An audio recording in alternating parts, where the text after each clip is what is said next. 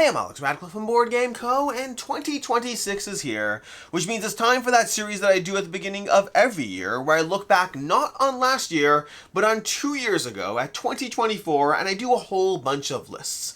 The best games of 2024, revisited a year later. The games that have faded for me in 2024. That's this video over here. Hidden Gems of 2024. There's a bunch of these videos. You can check them all out. I never know which order they're going up in. But we're starting today with this one, the 10 games of 2024 that faded for me. I will note, if you do watch the series, I generally do 15 for most of these, but I only was able to get to 10. I kind of got to 11 and then just picked the top 10 for me. I just don't have so many games in 2024 that I can think about and say, you know what, those have dropped from me a little bit over the course of the past year and a half. So we're going to go ahead and dive into those, and I'm going to start with two things. Number one, a very, very, very important reminder is that this does not mean that these games are bad. Several of these games I still own. Like 3 or 4 of these games I still own, but it does mean that the high of where I first felt about the game has shrunk for me a little bit. I am trying to rank them in terms of how big that shrinking is, but again, the tricky part to remember is that the number one, meaning the game that arguably faded for me the most, is still a game that I own and play. This does not mean bad games, it just means that I was here and I went down a little bit to wherever it could have been. Sometimes they left the collection, other times they didn't. Also, thank you to Allplay for sponsoring the channel. Allplay is a site where you can get a variety of different things, but one of the things you can go and get your hands on are going to be games. Go to allplay.com and you can combine shipping from a variety of the publishers that they support, and you can get a whole bunch of games from a bunch of different people at a great price. It's not a typical store you try to think of when you're like, oh, I'm going to check out Game Nerds or Miniature Market. You can also check out Allplay for a whole host of games you can get, all for one affordable shipping price. But with that said, let's go ahead and dive into the 10, I almost said 15, the 10 games that have faded for me from 2024. These are all 2024 titles that have gone down a little bit for me. Coming in at number 10, we have Spectral. Spectral, I debated whether to put on this list because I'm not even sure if it really faded for me, or if this one's more about the fact that in my group, I am the one who probably likes deduction games the most, which means they don't get played as often as I would like. Core of Discovery is one of the reasons I like Core of Discovery so much is because it is a soloable deduction game, so it makes it easier to table. Or even just the cooperative nature of it has made it more appealing to the people in my group. But competitive deduction games, I just find they don't get played all that much. And Spectral, as much as I was very high on it when it first came out, and I still enjoy it very much today, it's one that after a few plays, it was a little harder and harder to get my group to buy into it, and I found that I didn't love it enough that I was willing to power through trying to have it and just play it with other people whenever it came up. So it is one that, again, I debated whether this one really faded for me, but we put it down on the list as one that has faded a little bit. Coming in at number 9, we have The Gang. The Gang is a spiritual successor to The Crew. It's not The Crew, it's just a spiritual successor to The Crew. It is a cooperative poker game where you're trying to kind of figure out who has the best poker hand through a degree of confidence as the cards are slowly revealed.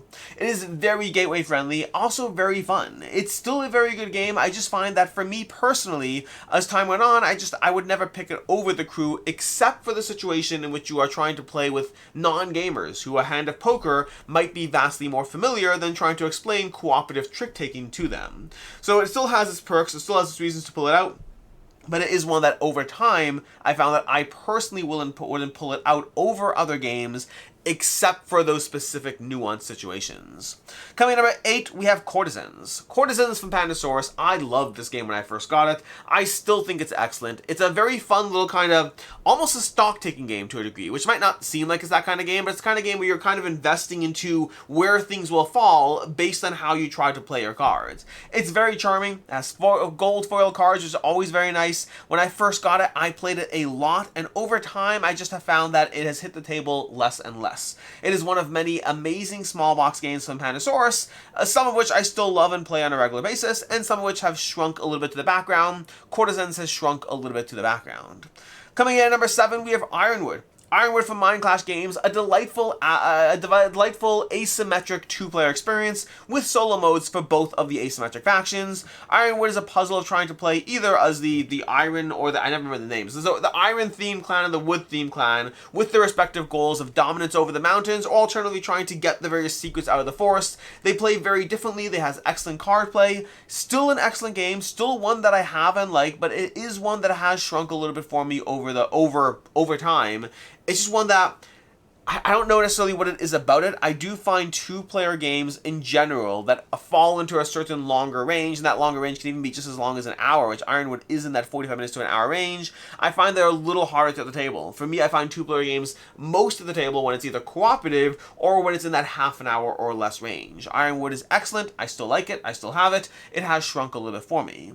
Coming in number 6, we have Tir Na Nog. Tir Na Nog is an excellent point optimization game, one based around cards, and you're trying to draft these cards. It's kind of open table drafting, but with an interesting puzzle as far as how you place your pieces and in what order you claim those cards, being mindful of the order that other players can claim the cards as well. Combine that with the scoring criteria of the various cards in play, and you have an interesting puzzle of trying to optimize based on the variable scoring criteria and based on the table and the way other players are trying to gather cards. Very well done game. I just found over time that it's one that when it comes to these point scoring optimization games, there are a lot of incredible games out there. Some that I love and will not stop playing, and others that I tend to fall for, but then over time, I slowly drift towards playing my old favorites again and again and again. For whatever reason, I just find that category, I default to some of my old favorites. Usually, most commonly, you'll hear me say Calico and Cascadia. A newer one that has still done very well for me is Spectacular. The newest one on the table is Wispwood, but that's still too new to know if that one has staying power. I love these kinds of games, and I enjoy them a lot. I just find that sometimes they hold their own, and other times they fade into the background, and Tir Na Nog did fade a little bit into the background. Then there's Galactic Cruise at number 5. Galactic Cruise is excellent, still is excellent. I just played a game of it the other day, but it is one that I'm starting to question whether I need it personally, because as much as Galactic Cruise is an intricate Euro experience that is highly rewarding, I find that when it comes to these Euro games, where you're trying to optimize around what you do, I have found that over enough plays, sometimes I find the games sing for me. They are such a challenging puzzle of how to make it all work that can feel incredibly rewarding as you do so, and other times it feels a little bit more like work. Galactic Cruise for me has started to feel a little bit more like work in the sense that I'm going through the specific motions that you need to do in order to launch your cruise ships. The optimization around that is still a puzzle. It's still a puzzle as far as how to best optimize your worker placement, combining the various rewards, how you're going to upgrade and place your gears and various things. There's a ton of cards and abilities and all these things that you have that keep the game fresh, so it still is one that I am charmed by, but it's also one that I've fallen into the patterns of going through this sequence based on what the game needs me to do to launch a cruise, and not based on how I personally am approaching my engine. When I think of games like SETI or Galactic Cruise, SETI sings every time I play, and Galactic Cruise has started to feel like a sequence that I have to go through, a launch sequence as you will, because that's what the game is. Still excellent, still amazing, has gone down a little bit for me. Then we have Things and Rings coming in at number 4. This is an excellent game, and I cannot say enough nice things about it. But the problem is, it was a 5 out of 5 when I first played it, and by first play I mean like my first 15 games. I was like all over it. I loved it. I loved the deduction process of it. It is, I mentioned earlier with Spectral that I like deduction. That's true with Things and Rings. There's a puzzle of trying to figure out what the rule set is on the table, because that's what the game is. It's figuring out the rule set. You place down a card, and then the knower, the person who knows all the rules, places that card somewhere else, and you're like, gosh darn it, I thought it belonged in this ring. Turns out it belongs in that ring and that ring. What's going on here? What are the rules at play?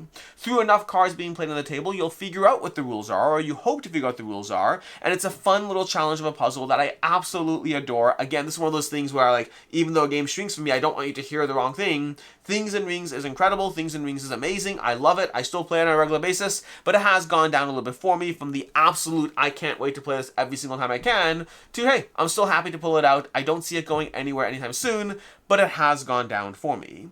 Coming in number 3, we have Harmonies. Harmonies is one of those games that, like Cascadia, like Calico, those point-scoring games that I find myself retreating to my old favorites. Where Harmonies is different is I think Harmonies by many people is actually considered to be better than Cascadia, has replaced it for them, but I found that again, over enough plays, I will still happily play Cascadia every single time, and then Harmonies, I just find myself reaching for it less. It's still excellent, it's still incredible, I just reach for that game less because, hey, there's only so many times I can play there's only so many games I can play across the board, and choosing which ones are most satisfying when they hit the table. Cascadia still does it for me. Looking forward to Cascadia Alpine Lakes, which is also as incredible. Harmonies is very charming. The chunky bits are very nice.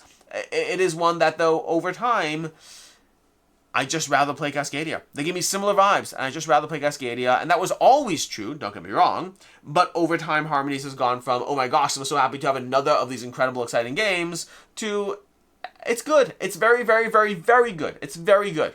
I just would rather play Cascadia. Coming in number 2, we have Arydia. Arydia, the Past We Dare Tread. This is a complicated one because I don't know if the game itself is... I don't think the game itself is the problem. The game itself is excellent. I have so much high praise to say about Arydia. I give it a 4.5 out of 5, and that's a rating that I am reluctant to shrink from.